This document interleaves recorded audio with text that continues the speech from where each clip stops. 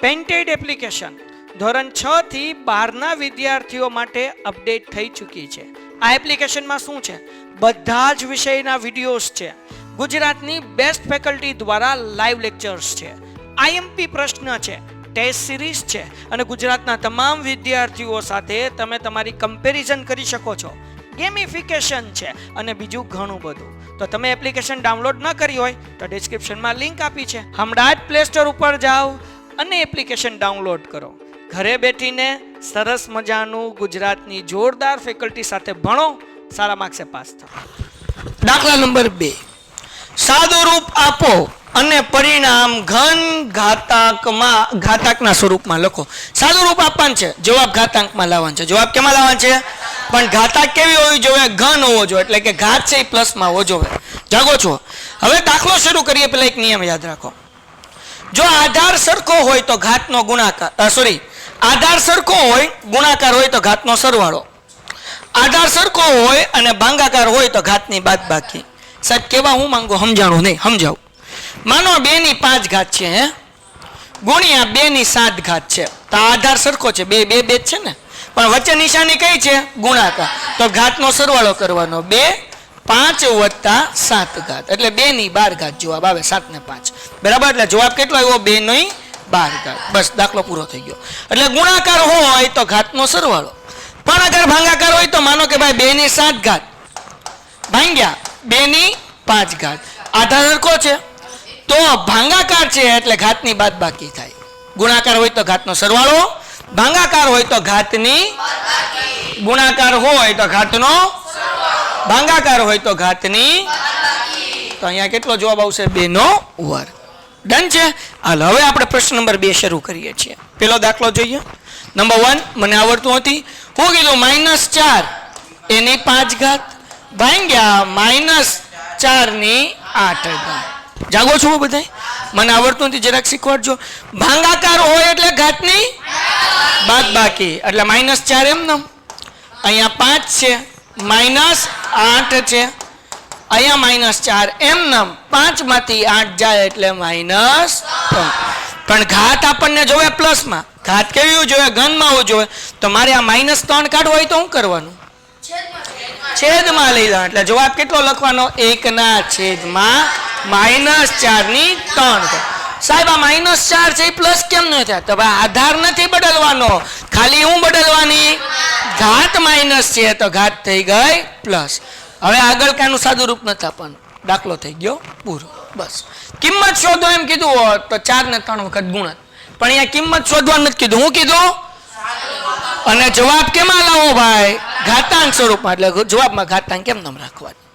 જો અહીંયા એમ કીધું કિંમત શોધો તો 4 ને આપણે 3 વખત ગુણીને ચોકે 16 અને 16 ચોક 64 એટલે -1 ના છેદમાં 64 મુકત. કિંમત શોધવાનું કીધું હોત તો કિંમત નથી કીધી, આપણને સાદું રૂપ આપણને કીધું, સાદું રૂપ આપી દીધું. ડન છે? કોઈને કઈ ડાઉટ? આ 4 નહીં મૂકવાના. તો એ તો બેટા આધાર સરખો હતો એટલે તો આ બેન બાદબાકી થઈ. હું હતું આધાર એટલે 4 એક જ વાર મૂકવાના, 2 વાર નહીં મૂકવાના. કેટલી વાર મૂકવાના? અને ઘાતની બાદબાકી કરી નાખીએ. ઓકે હાલો દાખલા નંબર 2. શું કીધું ભાઈ? દાખલા નંબર 2 ની અંદર ઈ છે ને, સાદું રૂપ આપો અને પરિણામ આપણે કેમાં લખવાનું છે? ઘન ઘાતાંક સ્વરૂપમાં. ઓકે દાખલો શું છે ભાઈ?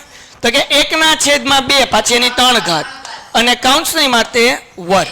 બરાબર ને? આવી રકમ છે. હાલો હવે દાખલો કેમ કરવાનો? છગનભાઈ ધ્યાન રાખો. હવે આ 2 છે એ આખા કૌંસની માથે છે, તો અલગ અલગ થશે. હું 1 નો પણ વર્ગ મૂકીશ અને અહીંયા 2 ની 3 ઘાત કાઉન્સ કરીશ, એને વર્ગ મૂકીશ. એટલે આ 2 છે એ મેં 1 ને આપ્યું, વર્ગ ભૂસાઈ ગયો, કરી નાખું. આ વર્ગ જે છે એ 1 ને આપ્યો અને વર્ગ જે છે એ 2 ની 3 ઘાત છે એને આપે. હાલો જાગતા રહેજો. 1 નો વર્ગ કેટલો થાય? 1 થાય. હવે આ નિયમ યાદ રાખજો. 1 ઘાત કાઉન્સની અંદર હોય અને 1 ઘાત કાઉન્સની બહાર હોય તો ઘાતનો ગુણાકાર થાય. શું થાય? ઘાતનો. તો 3 દુ એટલે 2 ની કેટલી ઘાત? દાખલો પૂરો થઈ ગયો. 1 ના છેદમાં 2 ની 6 ઘાત. આવી ગયો ને જવાબ? જવાબ ખુલ્લો રાખજે, જે ન આવે કે છે. 1 ના છેદમાં 2 ની 6 ઘાત. એના પછી આગળ વ્યા જઈએ. ત્રીજો દાખલો સેમ ટુ સેમ. -3 એની 4 ઘાત ગુણ્યા 5/3 એની 4 ઘાત. કોઈને કઈ ડાઉટ? જાગતા રહેજો, મને આવડતું નથી હો. આ -3 એની કેટલી ઘાત? 4 ઘાત. હવે જરાક જુઓ તો આ -5/3 આપ્યા છે કે ખાલી 5/3 આપ્યા છે? ઓકે, હાલો ગુણ્યા અહીંયા કેટલા ભાઈ? તો કે 5/3. તો એક કામ કરીએ, આ 4 ઘાત છે તો 2 ના ભાગ પાડ નાખું, 5 ની 4 ઘાત આપી દઉં તો કેમ લખાશે ભાઈ? તો કે 5 ની 4 ઘાત એના છેદમાં. કોઈને કઈ ડાઉટ? પાકું? ઓકે. તો હવે અહીંયા -3 ની 4 ઘાત છે એટલે આપણે -3 ને 4 વખત ગુણીએ. 3 તેરી 9 તેરી 27 તેરી 81 જવાબ આવે કે ન આવે? પણ 81 કેવો? પ્લસ. કેમ?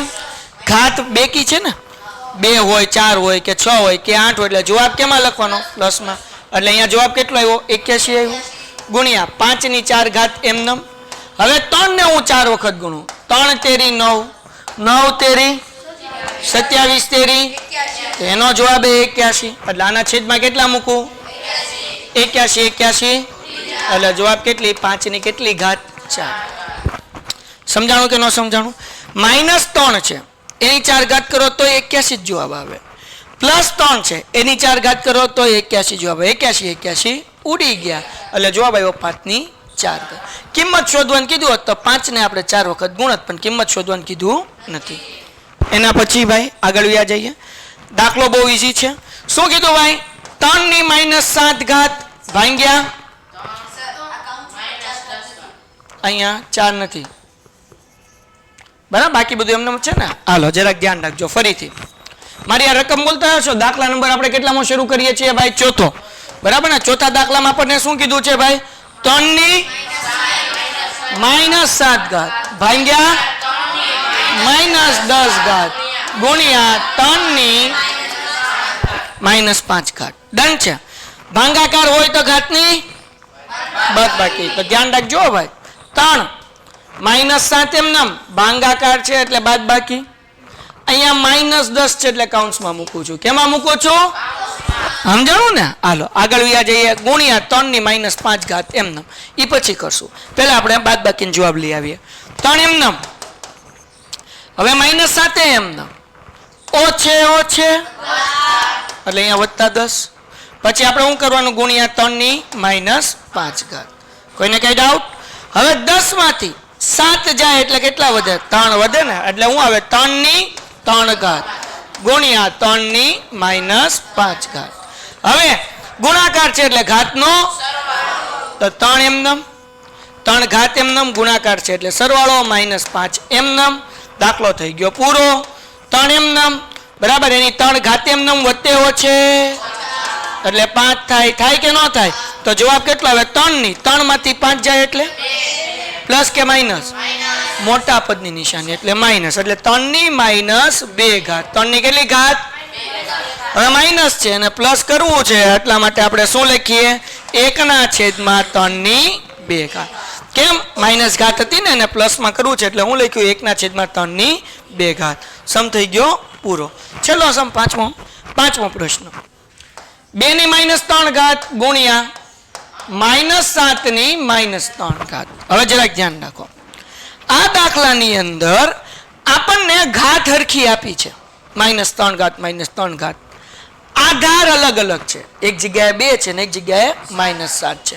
તો હવે ઘાત સરખી છે એટલે આધારનો ગુણાકાર કરી નાખવાનો. 7 દુ પણ કેવા? -14. અને એની કેટલી ઘાત કરી નાખવાની? -3. આપણને ઘાત જોવે તો પ્લસમાં જોવે એટલે -3 છે ને પ્લસ કરવું તો એને ક્યાં લાવશું? છેદમાં. એટલે જવાબ કેટલો આવશે? 1/14 ની 3 ઘાત. દાખલો થઈ ગયો પૂરો. ડન છે. આ ઘાત માઇનસ હતી એને પ્લસ કરવું હતું એટલે ક્યાં લઈ આવ્યા? છેદ. ડન. Painted Painless Learning.